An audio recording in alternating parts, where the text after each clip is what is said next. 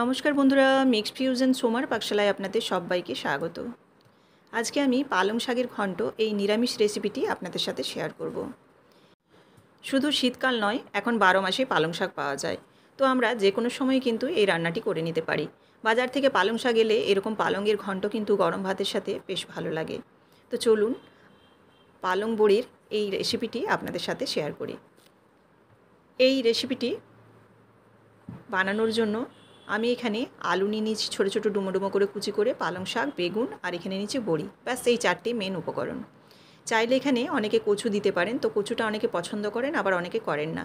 যারা কচু দিয়ে এই পালং শাকের ঘন্টটা করেন সেই রেসিপিও কিন্তু আমার পেজে এবং ইউটিউব চ্যানেলেও আপনারা পেয়ে যাবেন। তো এবার দেখুন, আমি কড়াই সরষের তেল দিয়েছি, আর এই রান্নাটায় খুব একটা বেশি তেল মশলা লাগে না। তো সেই কারণে এখানে আমি ছোটো চামচে 2 চামচ তেল দিলাম, দিয়ে ডুমো করে কেটে রাখা আলুটা দিয়ে দিলাম। দিয়ে দিচ্ছি উপর থেকে লবণ, আর দিয়ে দিচ্ছি হলুদ, দিয়ে নাড়াচাড়া করে একটু ঢেকে দেব আলুটা ভাজার জন্য, এবং এতে কিন্তু সেদ্ধও হয়ে যাবে ঢাকা দিয়ে দিলে।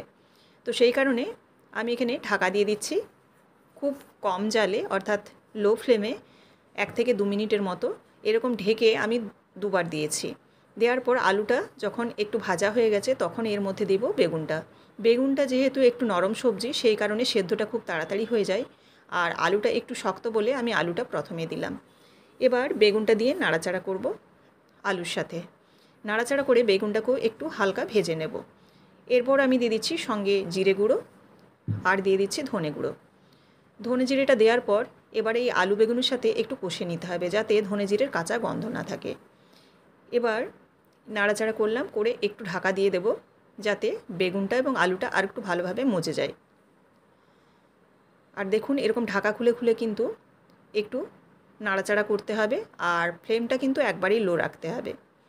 এবার খুব সামান্য আমি জল দিচ্ছি, কারণ মশলাটা কষানোর জন্য কড়াইতে যাতে তলায় লেগে না যায়, সেজন্য কিন্তু খুবই কম করে আমি জল দিলাম। দিয়ে এবার আরও ঢাকা দিয়ে দেবো, যাতে আলু এবং বেগুনটা একটু নরম হয়ে যায়।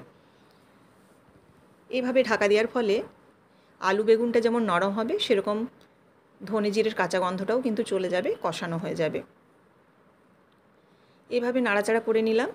নাড়াচাড়া করে দেখুন আলুটা প্রায় অর্ধেক সেদ্ধ হয়ে গেছে, আর বেগুনটাও কিন্তু নরম হয়ে গেছে।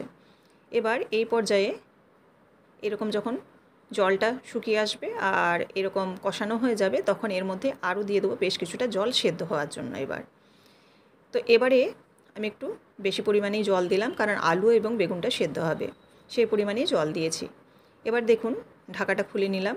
এবার ঢাকাটা খুলে নিয়েছি, আর আলু বেগুনটা ভালোভাবে কিন্তু ফুটে গেছে। এখন আলু বেগুনটা 80% মতো সেদ্ধ হয়েছে। এই পর্যায়ে আমি পালং শাকটা দেবো। পালং শাকটা আগে দিলে পালং শাকের মধ্যে একটা কালচে কালার চলে আসবে, এরকম সবুজ কালারটা থাকবে না। তাছাড়াও পালং শাক যদি বেশি সেদ্ধ হয় তাতে কিন্তু পুষ্টিগুণটাও অনেকটা কমে যাবে। সেই কারণে পালং শাকটা কিন্তু যখন এটা 80% মতো সেদ্ধ হয়ে যাবে, তখন আমি পালং শাকটা দেবো।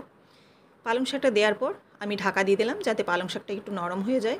আর দেখুন এবার আলুগুলোকে একটু খুন্তি দিয়ে ম্যাশ করে দিচ্ছি, তাতে একটু গ্রেভি গ্রেভি হবে, খেতেও খুব ভালো লাগবে। তো আলু বেগুনটাকে একটু আমি খুন্তি দিয়ে ম্যাশ করে দিলাম। দেখুন এবার সব সেদ্ধ হয়ে গেছে। আমি এবার নামিয়ে নিলাম, একটা পাত্রের মধ্যে নামিয়ে নিচ্ছি। নামিয়ে নেওয়ার পর এবার কড়াইয়ের মধ্যে আবারও দিয়ে দেব সর্ষের তেল। এই রান্নাটা চেষ্টা করবেন সর্ষের তেলে করার, তাহলে কিন্তু খুব ভালো খেতে হবে।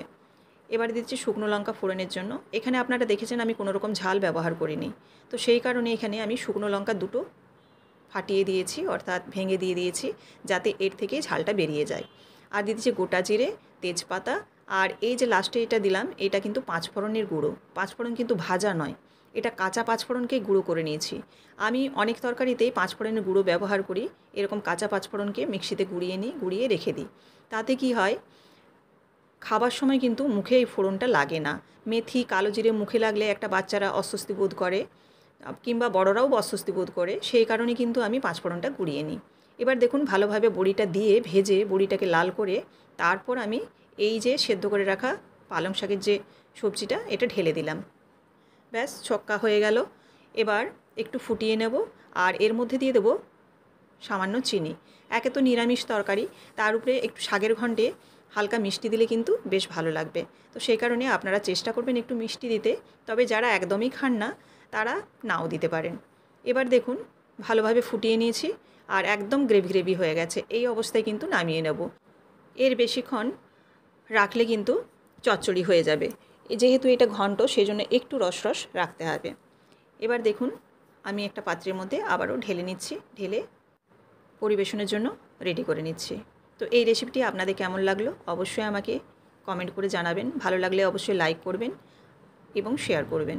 আর এরকমই প্রত্যেক দিন বিভিন্ন ধরনের রেসিপি দেখার জন্য অবশ্যই চ্যানেলটিকে সাবস্ক্রাইব করে বেল বাটনটি প্রেস করে দেবেন, যাতে সবার আগে আমার রান্নার নোটিফিকেশান আপনাদের কাছে চলে যায়। ফেসবুক থেকে দেখে থাকলে পেজটিকে অবশ্যই ফলো করে দেওয়ার অনুরোধ রইল। আবারও আপনাদের সাথে দেখা হচ্ছে আগামীকাল নতুন কোনো একটি রেসিপির সাথে। সবাই ভালো থাকবেন। ধন্যবাদ।